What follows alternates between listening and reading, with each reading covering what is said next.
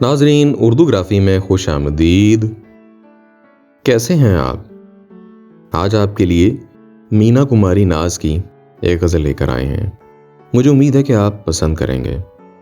उससे पहले अगर आपने हमारे चैनल को सब्सक्राइब नहीं किया तो अभी कर लीजिएगा और बेल के आइकन पर क्लिक कर दीजिए ताकि आने वाली वीडियोस की इत्तला आपको बर वक्त मिल सके। आगाज तो होता है, अंजाम नहीं होता। जब मेरी कहानी में वो नाम नहीं होता। जब जुल्फ की कालक में घुल जाए कोई राही, बदनाम सही लेकिन गुमनाम नहीं होता। हंस हंस के जवां दिल के हम क्यों न चुने टुकड़े। हर शख्स की किस्मत में इनाम नहीं होता।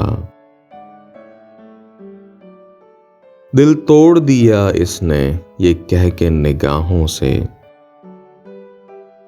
पत्थर से जो टकराए वो जाम नहीं होता। दिन डूबे हैं या डूबी बारात लिए कश्ती,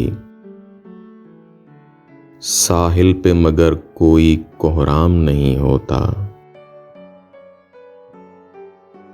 आगाज तो होता है, अंजाम नहीं होता।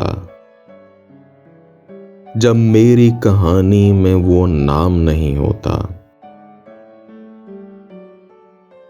जी, तो कैसी लगी आपको मीना कुमारी नाज की ये मुख्तसर सी गज़ल? मुझे उम्मीद है कि पसंद आई होगी।